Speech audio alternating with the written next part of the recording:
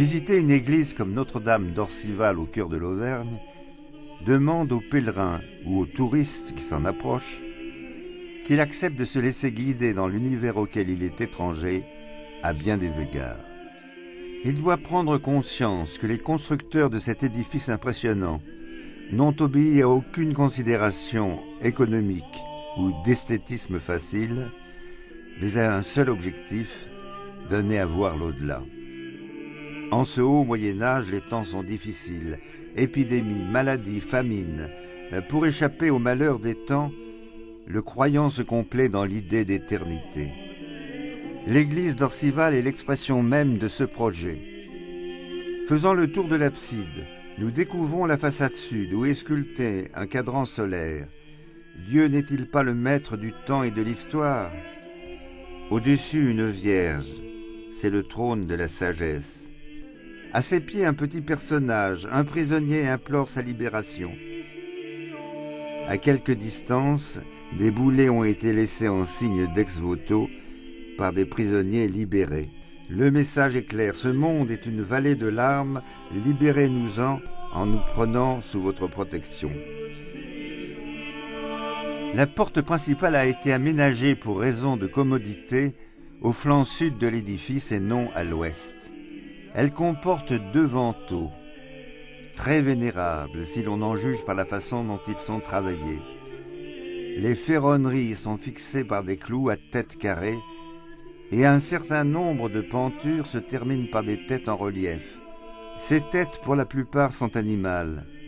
2 pourtant sont humaines et elles ont une signification bien précise. Dès l'entrée, le visiteur est interpellé par la grande leçon de Jean dans son Apocalypse. Sommes-nous condamnés à être soumis à un monde cruel et bestial? Pouvons-nous espérer déboucher sur un monde marqué par l'humanité? Tout l'édifice nous invite à cette réflexion et nous introduit dans le mystère de l'éternité. Mais sur le seuil, le Père Vivien nous accueille. Quand je suis rentré dans cette église, j'ai été séduit par l'austérité. Grâce à cette pierre grise de l'andésite, de la pierre volcanique d'Auvergne, cette austérité qui nous ouvre à une plus grande intériorisation. Dans cette église, on est amené tout de suite à la prière. Et je crois que c'est le même sentiment que partagent les touristes. Les gens sont séduits par la beauté de l'édifice, par le mystère, la transcendance, et en même temps par l'humanité de cette église romane. Et puis, cette église est intéressante parce qu'elle nous aide à faire notre chemin de lumière, à sortir de l'ombre pour aller vers la lumière, vers le cœur qui est le symbole du ciel. En pénétrant dans l'église, le visiteur est frappé par l'obscurité qui y règne, et particulièrement le narthex. On est bien loin des nefs élégantes et élancées de l'âge gothique. Celle d'Orcival est ramassée sur elle-même et peu aimable. Et certes, le constructeur roman n'a ni l'habileté ni la technicité de son successeur, mais la leçon qu'il prétend nous donner est plus profonde et plus symbolique. C'est tout naturellement que l'architecte traduit dans la pierre le fameux texte de Platon qui a fait rêver tout le haut Moyen-Âge, le mythe de la caverne. Pour l'artiste roman comme pour le philosophe, le monde des réalités sensibles n'est qu'un monde d'illusions, un univers d'ombre projeté sur le mur de la caverne. Pour découvrir les réalités essentielles et divines, il nous faut nous convertir, littéralement nous retourner. Toute l'architecture de l'édifice illustre ce mythe et est de ce fait puissamment symbolique.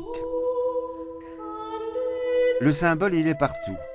C'est ainsi que la nef a 3 étages, nef, tribune, ouverture. Ce n'est pas un hasard, le chiffre 3 est un chiffre sacré puisqu'il est celui de la Trinité. Il se retrouve dans l'évocation essentielle que l'on dit à la messe, Saint, Saint, 3 fois Saint.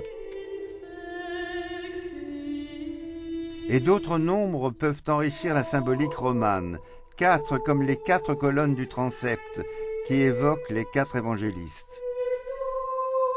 Autre symbole, au carré massif de la croisée, la terre, s'opposent dans la plupart des édifices romans et à Orcival les demi-cylindres du chœur et enfin la coupole, juste expression de l'au-delà.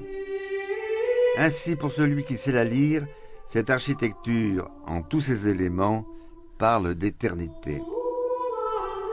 Le lieu le plus significatif de l'église reste la crypte. Les lignes pures et dépouillées des voûtes révèlent un parti pris de simplicité et d'austérité bien propre à rendre témoignage aux fondateurs du christianisme en Auvergne, et en particulier à Saint-Ostremoine. Mais revenons dans la nef. La sculpture y est pleinement révélatrice de l'époque romane. Elle est cantonnée dans un espace réduit que sont les chapiteaux, mais malgré cette contrainte, elle rayonne. Orcival possède deux types de chapiteaux, ceux ornés de végétaux et ceux représentant des figures humaines.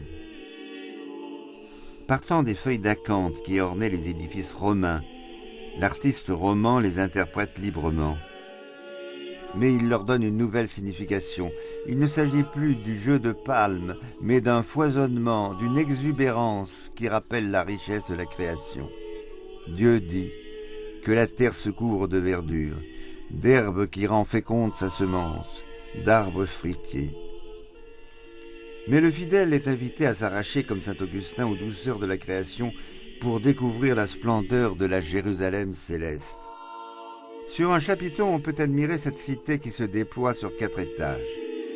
Elle est gardée par 2 anges, ailes déployées, tenant une lance dans une main et de l'autre un chauffard, sorte de trompe qui sonne la victoire et le jubilé. Mais à cette vision grandiose qui est celle de l'au-delà, le sculpteur roman ajoute une touche morale. Il nous montre le sort affreux qui est réservé à l'avaricieux, agrippé comme un forcené à sa bourse et tourmenté en enfer par les démons. Comme on le voit, le Moyen-Âge a une vue particulière du péché, bien plus que la luxure, c'est l'avarice qu'il dénonce. Entre la vertu et le vice, le paradis et l'enfer, le fossé se creuse sans pouvoir être comblé. Pourtant, il reste la miséricorde divine. Elle est exprimée avec beaucoup de douceur et de finesse dans un chapiteau représentant le bon pasteur. C'est un des plus anciens thèmes de l'iconographie chrétienne. Le bon pasteur est à la recherche de la brebis perdue. Quand il la trouve, tout joyeux, il la prend sur ses épaules. Ces chapiteaux qui illustrent la vie morale ou mystique sont autant de petits tableaux qui nous conduisent tout naturellement à la sculpture essentielle de cette église, Notre-Dame d'Orcival. Statue ô combien précieuse, puisqu'elle date du XIIe siècle et qu'elle a miraculeusement échappé à la tourmente révolutionnaire. Peut-être malgré l'excellence de l'œuvre, le pèlerin sera-t-il déçu par sa réalisation. La Vierge n'adopte pas l'attitude habituée d'une mère telle que nous la voyons dans les images gothiques à la fois gracieuses et souriantes. L'enfant n'est pas blotti contre elle. Il y a au contraire une distance puisqu'il ne s'appuie pas contre